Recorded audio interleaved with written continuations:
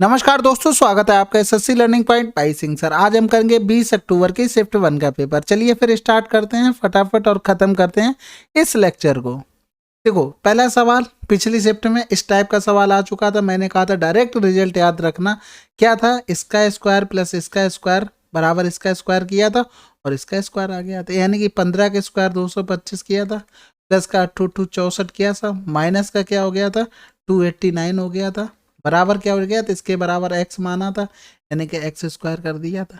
समझ रहे ना बात को? यानी कि ये देखो, ये तो कैंसिल आउट हो गया, जीरो तो ऐसे ही आ गया, खत्म करो।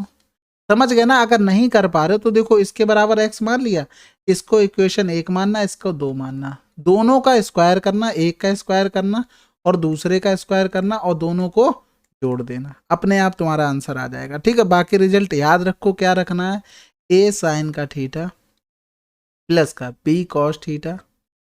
ठीक है, बराबर अगर तुमको वाई दिया जाए और पूछा जाए ए कॉस थीटा माइनस का बी साइन थीटा, बराबर अगर x मान लें, अगर यही पूछा जा रहा है तो क्या होता है, ए स्क्वायर प्लस के बी स्क्वायर माइनस का वाई स्क्वायर और आ जाता है रूट में, बराबर हो गया। ठीक है, अगला सवाल करते हैं। एक फुटकर विक्रेता ने 100 रुपए में 11 आम खरीदे। ठीक है, 110 में 10 के आम की दर से बेच दिया, उसने कितना आम का प्रॉफिट लिया? तो देखो, अगर वो एक आम की कीमत निकालता तो 100/11 करते, यानी कि एक का मूल्य आ गया। बेचा है तो उसमें भी एक का निकाल लेते, तो इतने का हो गया, यानी कि इनका रेशियो बना लें इजी करके, यानी कि 100 की चीज 121 में बेच दी, कितने का प्रॉफिट लिया? 21% का। अगला सवाल देखो, ये भी सिंपल सवाल था, सिंपल तो नहीं था लेकिन हाँ, तुम्हारे पास कितनी इक्वेशंस हैं? 3 है, तो इनको सॉल्व करना पड़ेगा, बिल्कुल करना पड़ेगा, बिना उसके काम ही कहाँ चलना है। तो देखो, यहाँ से इनको पकड़ो पहले, इक्वेशन 1 हो गई, इक्वेशन 2 हो गई, इन दोनों को जोड़ दें। इनको जोड़ेंगे तो देखो, इसमें 3x और 2x 3y और 2y मिल रहा है, यानी कि 5 कॉमन ले लें, x प्लस का y हो गया। फिर यहाँ से देखो, इन दोनों को जोड़ेंगे, माइनस का 8 7 15 z हो गया, बराबर 8 7 15 हो गया। अब यहाँ से देखो, इस इक्वेशन को अगर लिखेंगे तो x प्लस वाई माइनस का z बराबर 13 हो गया, यानी कि x प्लस अगर y बराबर लिखें 13 प्लस का z आ जाएगा, तो पुट कर दें, यानी कि 5 13 प्लस का z माइनस का 15 बराबर 15 हो गया। यानी कि यहाँ से करेंगे तो देखो, 13 पंजे 65 प्लस का 5z माइनस का 15z बराबर कितना हो गया? यानी कि यहाँ से कैलकुलेशन थोड़ा करते हैं तो यहाँ से जाएगा माइनस का 10z हो जाएगा, माइनस का 10z बराबर यहाँ से 0 हो गया और बचा कितना है, 6 से 1 गया, यानी कि z बराबर कितना आ गया, 5 आ गया, ये माइनस का आया था। ठीक है, z बराबर 5 आ गया, कोई समस्या किसी प्रकार की नहीं होनी चाहिए। अब देखो, यहाँ से इसको हटा देते, फिर से इक्वेशन और 1 2 पर काम करेंगे, यानी कि z बराबर कितना आ गया, 5 निकाल लिया। अब यहाँ से देखो, इक्वेशन 1 माइनस की इक्वेशन 2 कर देते। ठीक है, यानी कि 2x से 3x घटाएंगे तो माइनस का x बचेगा, 3y से अगर 2y घटाएंगे तो प्लस का y बचेगा, और 7 से अगर ये 8 घटाएंगे तो माइनस का z बचेगा। समझ गए? यानी कि ये प्लस का z बचेगा। ठीक है, बराबर 8 से 7 गया, 1 हो गया। बात समझ गए ना? यानी कि अगर z बराबर हम 5 रख दें, z बराबर कितना 5 रख दें, तो इस साइड चला जाएगा, लेकिन ऐसा मत करो, इसको इधर लेके जाओ, यानी कि x हो जाएगा माइनस का y हो जाएगा, 5 से 1 गया, कितना हो गया, 4 हो गया। बात समझ गए?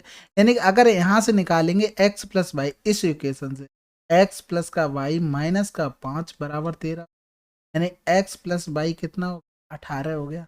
यानी कि दोनों को जोड़ देंगे, 18 4 22 और 2 का भाग कर देंगे तो 11 आ गई x की। दोनों को घटा देंगे और क्या करेंगे, हम 2 का भाग कर देंगे, यानी कि 18 से 4 गया, कितना बचा है, 18 से 4 गया 14 बचा, यानी कि y बराबर 7 आ गई। समझ गए बात को?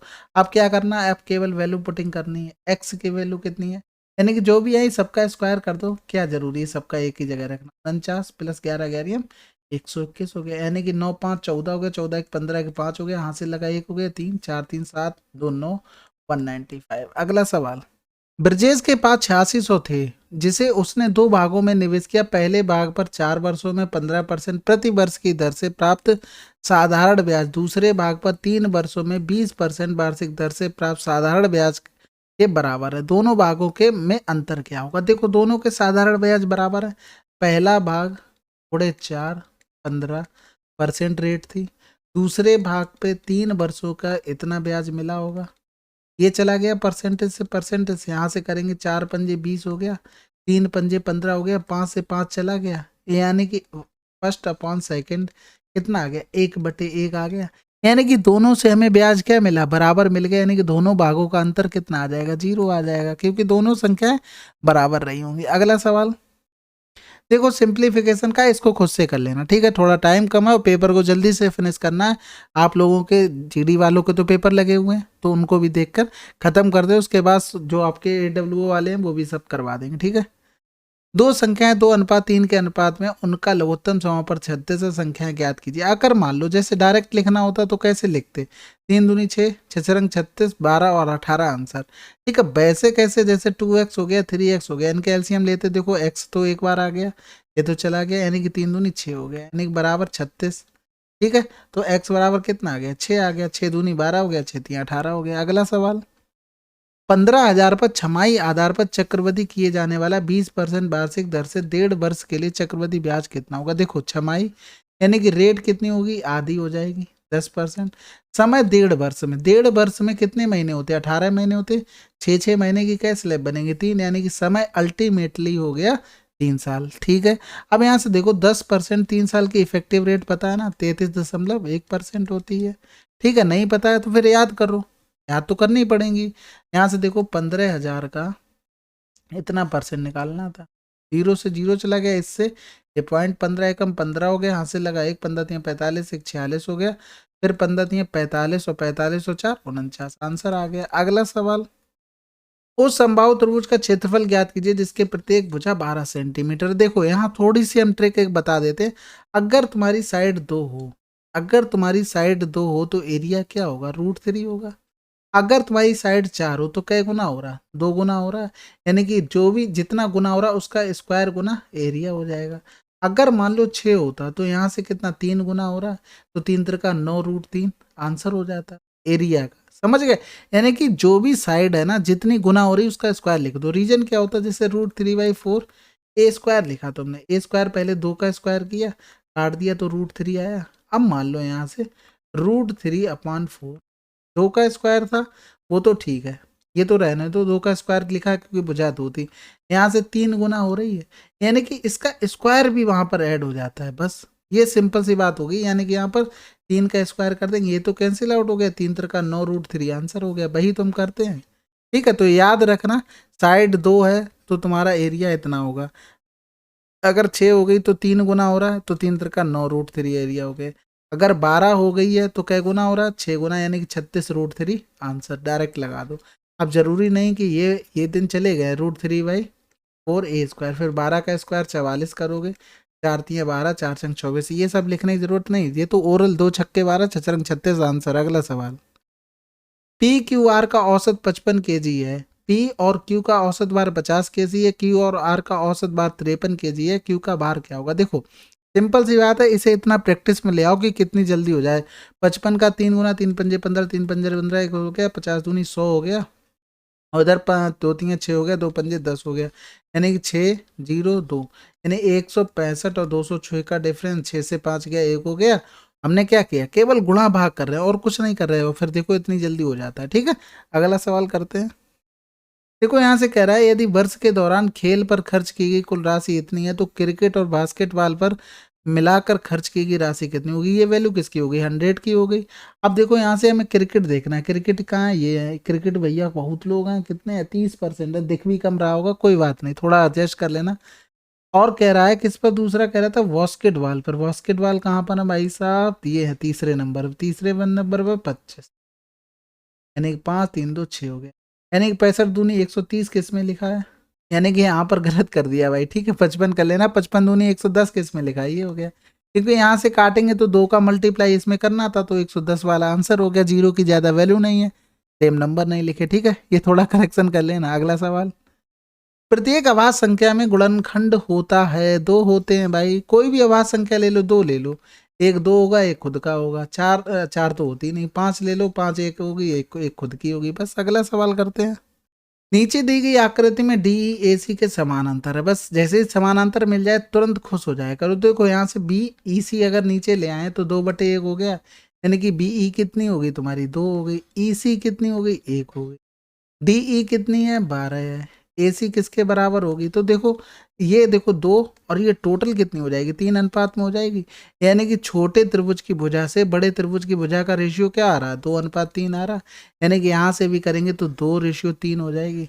2 बराबर कह दिया 6 12 दिया यानी कि 6 गुना हो रहा, तो 3 का भी 6 गुना कर देंगे 18 आंसर। ठीक है, अगला सवाल। ए किसी कार्य का 1/2 भाग 8 दिनों में कर सकता है, उसके बाद बी उसे सहयोग करता है और वे मिलकर शेष कार्य का 4 दिनों में समाप्त कर देते हैं। अकेला उस पूरे कार्य को बी कितने दिनों में समाप्त करेगा। देखो 1/2 भाग किया अकेले, 1/2 भाग किया 8 दिन में, काम बचा कितना जो ए प्लस बी ने किया, वो भी 1/2 ही तो बचा होगा, क्योंकि 1/2 आधा काम हो गया, 1/2 काम बचा, ये किया 4 दिन में। अगर ए पूरा काम करता तो 8 दूनी 16 दिन में करता। ए प्लस बी अगर दोनों मिलकर एक पूरा काम करते तो 8 दिन में करते। इनका एलसीएम लेंगे 16 हो गया, 16 एकम 16 हो गया, 8 दूनी 16। ए की इफिशियंसी अगर 1 आ गई तो बी की इफिशियंसी 1 आ गई। टोटल काम कितना था 16, 16 में डिवाइड कर दो आंसर आ गया। अगला सवाल। 147 किलोमीटर प्रति घंटा की चाल से चलने वाली 210 मीटर लंबी ट्रेन एक खंबे को कितने समय में पार करे। खंबे को पार करने का मतलब ट्रेन खुद की लंबाई पार करेगी, यानी कि 210, इसको चेंज करना पड़ेगा, गुणा कर, तो 5 चौकू 20 और 5 दूनी 10 हो। अब देखो नीचे 147 सब में लिखा, काटना नहीं है, नहीं तो पता लगे 7 छक्का 42, 7 दूनी 14, 7 एकम 7 कर दो, आंसर मिले ही नहीं रहा, फिर रोते रहो। नहीं भैया ऐसा नहीं होता। 18 दूनी 36 हो गया, यहाँ से लगा 3 हो गया, 18 चौक 72 और 3 75/147। अब क्या करते हैं ऑप्शन का सहारा, सबसे पहले सबसे बड़ा चेक करते हैं। देखो 6 का गुणा करते हैं, 14 चंग 84 हो गया, 75 से ज़्यादा हो रहा है ना, खेल खत्म कर दो इसका यहीं। फिर यहाँ से करेंगे 14 पंजे 70, यानी कि नीचे वाले हम कर रहे हैं 75 से कम हो रहा, ये आंसर हो सकता है। अब गुणा करके देखना पड़ेगा, ऐसा ना हो कि उससे ज़्यादा हो गया होगा, नहीं ठीक है, तो इसलिए इसमें चेक कर लेते हैं। 147 में 5 का करेंगे, 5 सत्ते 35, हासिल लगा 3 हो गया, 14 पंजे 70 और 3 73 हो गया, 756 से कम आ रहा, बस सिंपल सी बात आंसर आ गया। अगर और ज़्यादा करना तो 756 से 735 घटा लोगे तब आंसर आ जाएगा। अगला सवाल। किसी पुस्तक का अंकित मूल्य 500 है, लेकिन खुदरा विक्रेता को इस पर 30% की छूट मिलती है। यदि दुकानदार उस पुस्तक को अंकित मूल्य पर बेचता तो लाभ परसेंटेज क्या होगा। देखो आप वहां से जो कुछ दिया ना 500 उसको भूल जाओ, जैसे 100 रहा होगा, 30% की छूट मिलती है तो कितना रहा 70 रहा, यानी कि आपको अंकित मूल्य पर ही बेच देता, तो अंकित मूल्य कितना था 100 था, यानी कि उसने 100 में बेच दिया तो 30 का प्रॉफिट लिया, किससे 70 से, गुणा कर देंगे 100, यानी कि क्या आ गया 300/7 आ गया। यहाँ से करेंगे 7 चौक 28, 2 बच गया, 7 दूनी 14 हो गया, 6 बच गया, लेकिन 4 2 मिला है, तो 7 अट्ठे 56 करके आंसर लगा दो। ठीक है, आगे भी करना पड़ेगा, कोई बात नहीं, चलो कर देते। 7 चौक 28, 2 बचा, 7 दूनी 14, 6 बचा, 7 अट्ठे 56, 4 बचा, फिर 7 छक्का 42, यानी कि समथिंग आंसर आ जाएगा। जीरो का तो आने का मतलब ही नहीं, भाग तो अभी जाएगा ना। अगला सवाल करते हैं। अमित की आय राज की आय से 30% अधिक है, राज की आय अमित की आय से कितने परसेंट कम है। देखो अमित राज की आय से कितनी अधिक है, इतनी अधिक है। फिर कह रहा है राज की आय यानी कि कितनी है 30 कम है, इससे अमित की आय से गुणा कर दो 100, यानी कि 0 से 0 हो गया, 300/13 हो गया। यहाँ से करेंगे 13 दूनी 26, बचा कितना है 4 बचा, 13 3 39, 23 किस में लिखा, आंसर लगाओ आगे बढ़ो। अगला सवाल। 16 18 8 के चतुर्थ समानुपाती और 12 27 के मध्य अनुपाती के बीच का अनुपात क्या होगा। लो सिंपल सवाल हो गया। यहाँ से देखो इनका जो सबसे पहले उतारा किया करो। देखो यहाँ से करेंगे 3 1 हटा दो तो 9 3 27 हो गया, इधर 12 3 36 बन गया, यानी कि रूट लेंगे तो 36 गुणे 9 कर सकते हैं, यानी कि 4 गुणे सॉरी 6 गुणे 3 हो जाएगा, यानी कि 6 गुणे 3 आ गया। यहाँ से देखो 16/18 8/x हो गया, यानी कि यहाँ से करेंगे 2 अट्ठे 16 हो गया, 2 चौकू 8 हो गया। ठीक है, यानी कि 8 दूनी 16 डायरेक्ट कर सकते, दोने में 18 आ गया। x बराबर कितना आ गया 9 आ गया, यानी कि 9 और 6 तियाँ 18, 1 गुणे 3 कर दो, यानी का 9 हो गया, 3 दूनी 6 हो गया, 1:2 आंसर। अगला सवाल करते हैं। अतुल किसी काम को 14 दिन में और बीनू उसी काम को 21 दिनों में पूरा कर सकता है। उन्होंने 7 दिनों तक मिलकर काम किया और शेष काम को चेतन द्वारा 4 दिनों में पूरा किया गया था। यदि उन्हें पूरे काम के लिए 3,000 रुपये मिलते हैं तो बीनू और चेतन का कुल वेतन क्या होगा। देखो ये सवाल एक, पूरी शिफ्ट 24 हो गई, ये सवाल आपके ऊपर छोड़ रहे हैं, इसका आप सोल्यूशन करना और देखें तो कितना समझ में आ रहा है। ठीक है, अगर नहीं आएगा ना समझ में, नहीं आंसर आता तो 9919 293977। ठीक है, बढ़िया से सोल्यूशन करना, भेज देना, कोई डाउट हो तो भेज देना और रीजन बता देना इस वजह से नहीं आ रहा, मैंने ये सोल्यूशन किया और क्यों नहीं आ रहा। ठीक है, एक सवाल 24 शिफ्टों में छोड़ रहा हूँ आपके ऊपर। ठीक है, अगला सवाल करते हैं। एक गोले का पृष्ठीय क्षेत्रफल इतना है, इसका आयतन कितना। देखो गोले का पृष्ठीय क्षेत्रफल क्या होता है, 4 पाई r² होता है, यानी कि 22/7 r² बराबर 616 हो गया। यहाँ से रेडियस डायरेक्ट भी लिख सकते थे, डायरेक्ट लिखते तो कितनी आ जाती, 7 आ जाती। 4 एकम 4 हो गया, बचा कितना 2, 4 पंजे 20, 4 चौको 16। अब समझ में आ गई होगी यार 7 क्यों आ जाएगी। ठीक है, बाकी जिसको नहीं आई वो कैलकुलेशन कर लेना, बहुत बार बता चुके, कितनी बार बताया जाएगा। अब आयतन निकालना था, आयतन क्या होता है 4/3 22/7 r³ यानी कि 7 हो गया, यानी कि ये तो 7 कट ही गया है। फिर देखो बचा क्या है, 3 बचा है, यानी कि यहाँ से गुणा करते हैं, 7 7 49, इसमें 4 का गुणा करेंगे तो देखो 4 9 36, यहाँ से लगा 3 हो गया, 4 चौको 16, 16 और 3 गुणा करेंगे, बटे करेंगे 3 हो गया। अब कुछ कटेगा तो है नहीं, तो गुणा करते हैं, 22 छक्का 132, यहाँ से लगा 13 हो गया, 22 नहीं में 198, 198 में अगर 10 जोड़ दिया तो हो गया 208, 208 में अगर 3 जोड़ दिया 211 हो गया। ठीक है, यहाँ से लगा कितना हो गया 1, 22 एकम 22 और 1, 22 एकम 22 और 1 कितना हो जाएगा 23 हो जाएगा, 23 और 20 कितना हो जाएगा 43, बटे कर दो 3 एकम 3 हो गया, 3 चौको 12 हो गया, फिर 1 बचा, फिर 3 त्रिका 9 हो जाएगा।